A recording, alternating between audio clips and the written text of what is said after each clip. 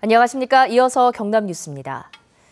경남 도내 버스 회사들이 적자 보전금으로 연간 800억 원이 넘는 돈을 받고 있는데요. 성과급 잔치를 벌이는 등 방만 경영을 한 것으로 조사됐습니다.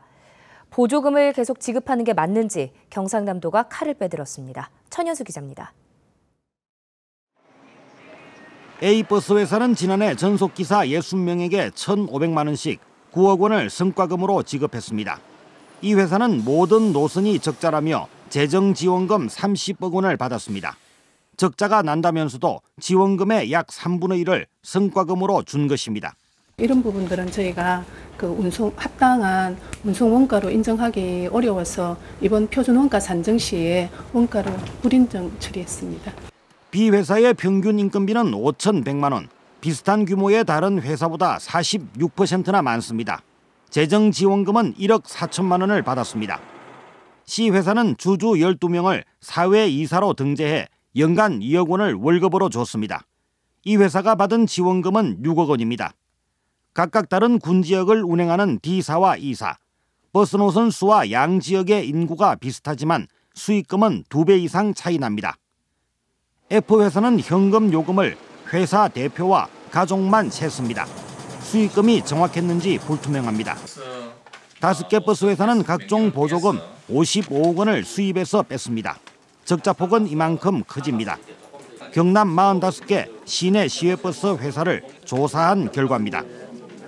수입은 조금 누락한 부분이 없잖아 있고 지출하는 부분에 있어서는 조금 과다 계산된 부분이 있습니다. 경상남도는 2차 조사를 벌여 수익금까지 확인한 뒤 과다하게 지급된 보조금은 환수 등 강경 조치하고 회사 명단 공개까지 검토하기로 했습니다. KBS 뉴스 천혁수입니다. 메르스 여파로 어려움을 겪고 있는 소상공인들을 위해서 정부와 지방자치단체가 여러 지원책을 내놓고 있습니다. 하지만 별 도움이 되지 않는다는 지적입니다. 오종우 기자가 보도합니다. 메르스 확진자가 다녀간 창원의 한 병원. 환자들의 발길이 뚝 떨어져 2주 동안 입은 손실만 10억 원에 달할 것으로 추정하고 있습니다. 영업 손실이 말도 못하죠. 저희 병원 같은 경우는 눈에 보이는 것만 10억 이상. 확진자가 다녀간 병원 주변 식당들의 피해도 큽니다. 아예 임시 휴업에 들어간 식당도 있고 문을 연 식당도 거의 손님이 찾지 않고 있습니다. 10일 날 확정나고 그 다음날 아침부터 예약이 줄줄이 지수되면서 꿀 따면 아예 소득이 없다고 봐셔야 돼요. 정부가 내놓은 메르스 피해 지역과 피해 업종에 대한 지원책은 대부분 낮은 이자로 자금을 빌려주는 데 불과합니다. 그동안 장사를 못해 발생한 영업 손실은 소상공인들이 그대로 떠안을 형편입니다. 일단 급하니까 저리로 이렇게 내준다고는 하나 또 갚아야 될 빚이기 때문에 조금 이제 또 부담감이 아무래도 있죠. 그나마 홍보가 부족해 이 같은 융자 지원도 아직 모르는 소상공인이 많습니다. 자치단체장들도 연이어 전통시장을 방문하며 관심을 보이지만 소상공인들에게 피부에 와닿는 지원책은 내놓지 못하고 있습니다. 매주 한 차례 구내식당의 문을 닫는 정도입니다. 예상치 못한 메르스 사태로 큰 타격을 입은 소상공인들은 실질적인 도움을 요구하고 있습니다. KBS 뉴스 오종우입니다. 메르스로 격리에 들어간 창원 SK병원이 오늘 새벽 0시부터 격리가 해제됐습니다. 격리 해제와 함께 새벽에 환자 1명이 퇴원했고 나머지 격리자들도 오늘 퇴원 절차를 밟을 예정입니다. 창원 SK병원은 115번 환자가 확진 판정을 받은 지난 11일부터 자체 격리에 들어가 환자 36명과 보호자 9명을 포함해 의사와 간호사, 조리사, 행정요원 등 85명이 14일째 격리돼 있었습니다. 경상남도 메르스 대책본부는 오늘 병원 안팎에서 대대적인 방역을 한 뒤 병원 운영을 정상화합니다. 통영경찰서는 SNS에 메르스와 관련한 허위 사실을 유포한 혐의로 44살 김모 씨를 불구속 입건했습니다. 김 씨는 지난 12일 메르스와 관련해 통영 지역 모 병원이 일부 출입 금지되고 폐쇄됐다는 등의 허위 정보를 SNS를 통해 유포시킨 혐의를 받고 있습니다. 진주시와 진주경찰서는 사회복지 보조금 부정수급 방지를 위한 업무 협조 협약을 체결했습니다.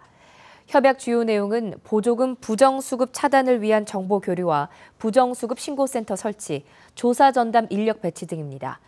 진주에서는 최근 2년 동안 상급기관의 감사 결과 사회복지보조금 3억 원 상당의 부정수급이 적발돼 환수와 법적 조치가 이어지고 있습니다. 경상남도가 진해경제자유구역의 유치를 추진하는 정부 복합리조트 사업에 인천과 춘천시도 뛰어들어 3파전 양상입니다. 결국 최소 1조 원에 이르는 투자금을 유치하는 게 관건입니다. 송현준 기자가 보도합니다. 경상남도는 진해경제자유구역 280만 제곱미터에 정부 복합리조트를 유치하기 위해 막바지 작업을 하고 있습니다. 정부 공모에 기준에 맞지 않는다든지 이런 것들은 생각을 하지 않고 있고요. 정부가 요구하는 조건대로 다 맞출 수 있는 대로 준비를 하고 있습니다.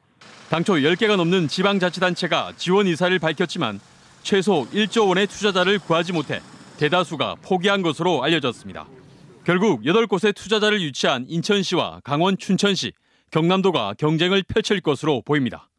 중국 관광객 유치에 지리적인 이점이 있는 인천시는 국내 리조트 산업의 경쟁력을 높이기 위해서는 두 곳 모두를 인천으로 선정해야 한다며 정부를 설득하고 있고, 추가적인 올해 2개 정도가 영종 지역에 또 만약 오게 된다 그러면은 전체적으로 하나의 직접화 효과, 대형화 효과, 복합화 효과를 통해서 경상남도는 균형 발전을 위해 복합 리조트 2곳 중 한 곳은 수도권 예 지역으로 선정해야 한다는 논리를 펴고 있습니다.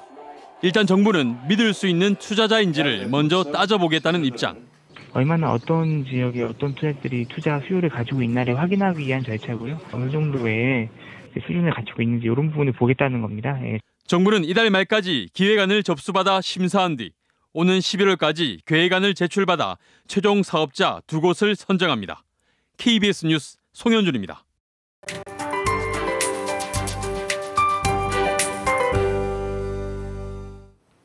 오늘부터 본격적인 장마가 시작됩니다.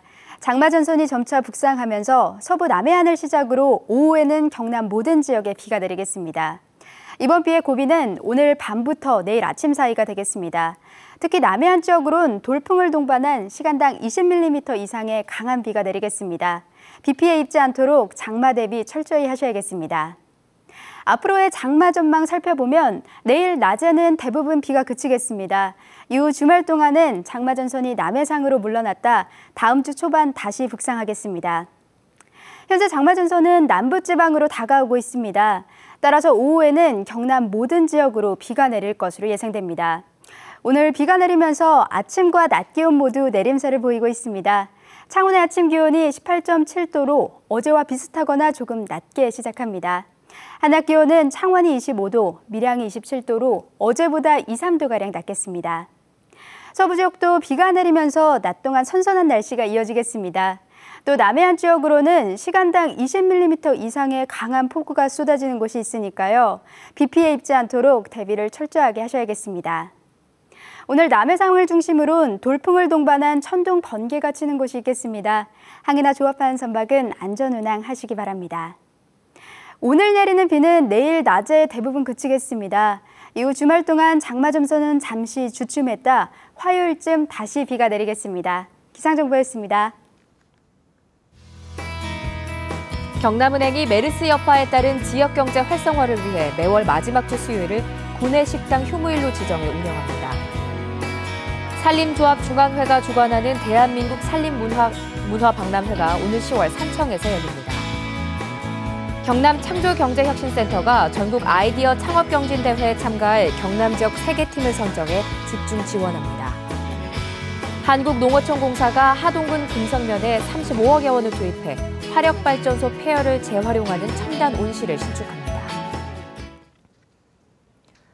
19대 국회 개원 이후 경남 지역 국회의원 중 7명은 한 차례도 대정부 질문을 하지 않은 것으로 나타났습니다. 국회 기록을 분석해보면 지난 2012년 308회 국회 본회의부터 현재 334회 본회의까지 강기훈 의원과 김태호, 박대출, 박성호, 안홍준, 이주영, 조현용 의원은 한 차례도 대정부 질문을 하지 않았습니다. 반면 김성찬 의원은 3차례, 김재경 의원과 김한표, 민홍철, 신성범, 윤영석, 조혜진 의원은 2차례 대정부 질문을 한 것으로 집계됐습니다. 다음 달 3일 광주 하계 유니버시아드 대회를 앞두고 기념성화가 어제 진주에 도착했습니다. 창원을 거쳐 진주 종합경기장을 돌아 시청 광장에 안치된 성화는 어제 진주시를 밝힌 뒤 오늘 오전 하동으로 이동합니다.